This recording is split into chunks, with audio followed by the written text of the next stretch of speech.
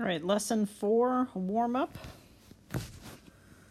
Let's see, fill in the blank. Slope-intercept formula. Slope-intercept formula of a line is slope formula. y2 minus y1 over x2 minus x1. Y-intercept is blank and its symbol is B. The y-intercept is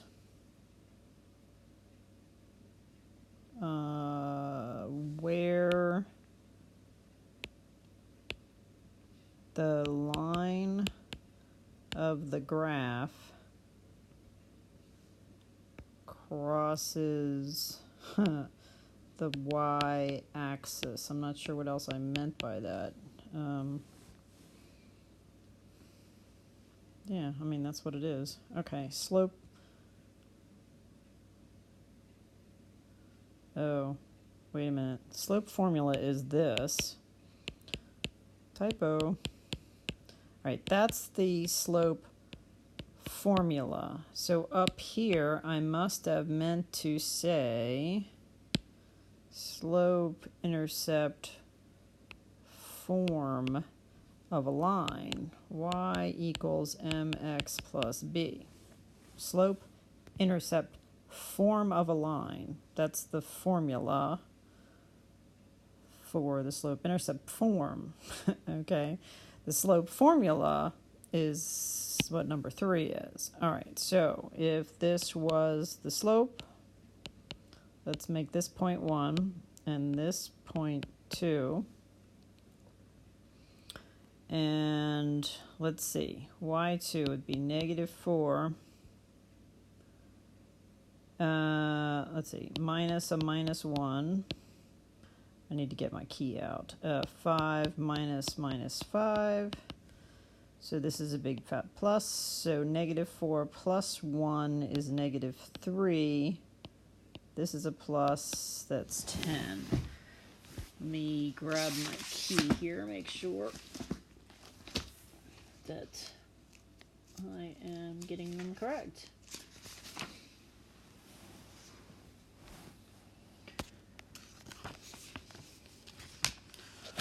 So that would be a no. What did I do wrong? Hold on. Negative 4 plus 1. I think it's wrong on the key. Rat. Sorry about that. It's supposed to be negative 3 over 10. Let me get a pencil.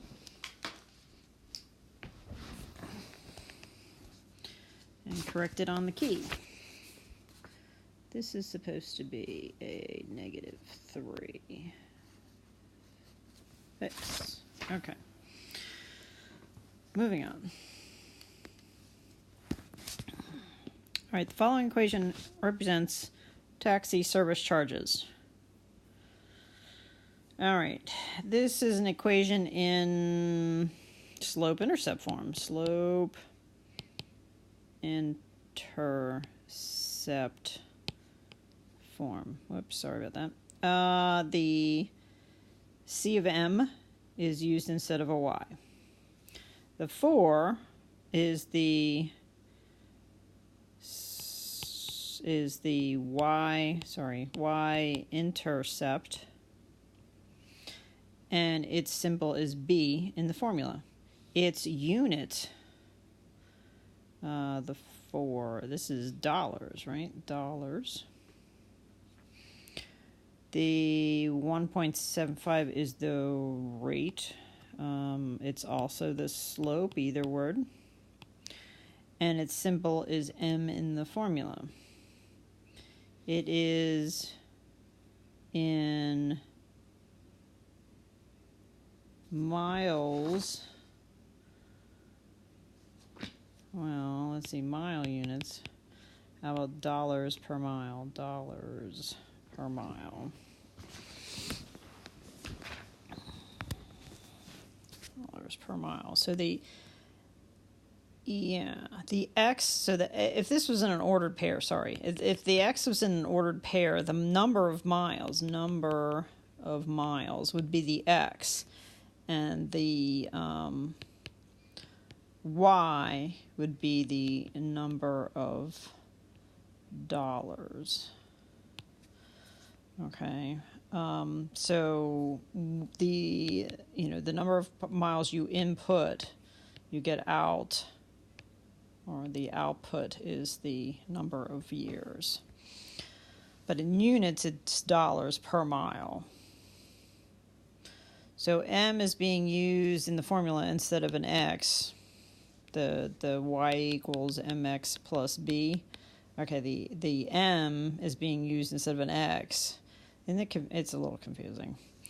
If a person needs to travel 32 miles, how much will it cost? That's the whole point of why we did this. So you can put any number of miles in for X.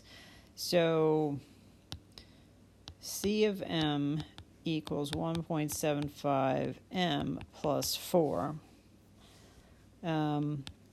This is the same as saying 32 miles. So X, or M, is 32.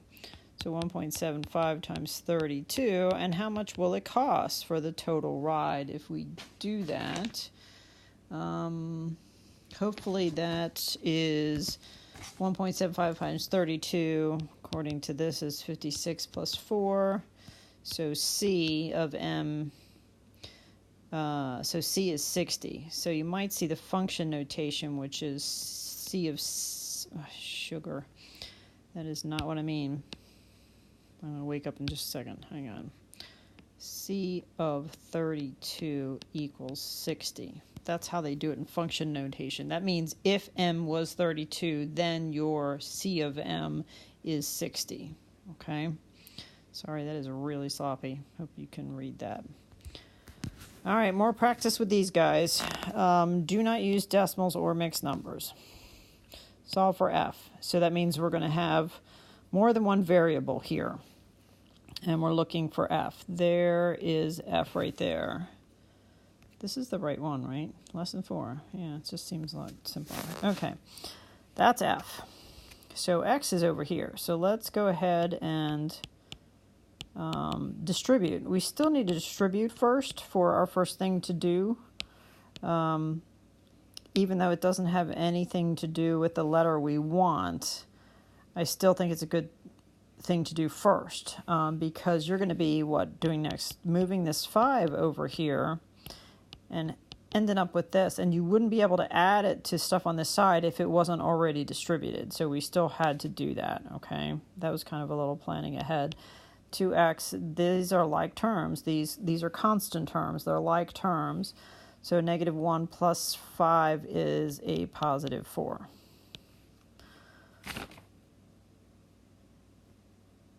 What did I do? I didn't distribute the 2. Oh my, I'm sorry. Hang on. Let's do that again. I was busy talking. Can't talk and do math at the same time. 2x negative 2 plus 5 plus 5.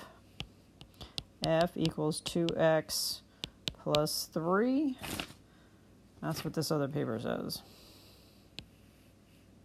Okay. Let's try this again. All right. Y minus 5 equals... I want to go ahead and do this here. And I'm looking for y, which is this over here, not the r. So again, I need to go ahead and distribute properly. So that's times 1 that's in front of the r. So that fraction, 4 over 9 times 1 is 4 over 9. Okay, so it still stays negative.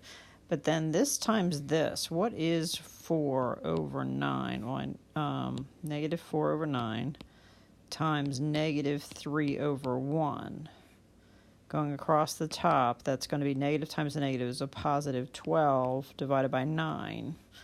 Let's just leave that as a positive 12 over 9, because notice I have another 9 here. So I may be doing something with that. Let's just wait and see.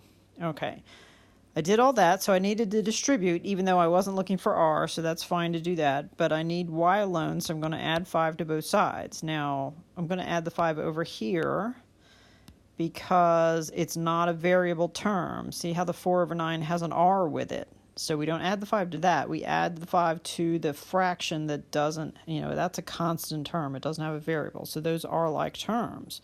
So we're left with the y on one side. We've got this here. Now how do we add 12 over 9 to 5? Okay, 5 over 1 equals what over 9? Because you can't just add 5 because we don't want a mixed number. So 1 times 9 is 9. 5 times 9 is 45. So 12 over 9 plus 45 over 9, is it a plus or minus? Did I get that?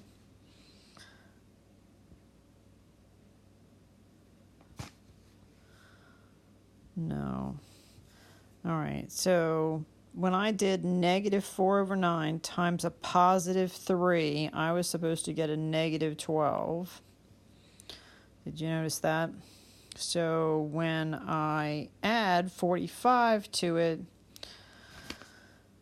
I'm subtracting, and I'm going to get a positive 33 over 9. You may have to check me on that one. I don't have a calculator with me. So that's that one. They're not like terms, so you can't add them together. Oh, what else did I forget? I believe that is divisible by 3. So 11 over 3. All right, so final answer is, here, let's do this. That was 33 over 9.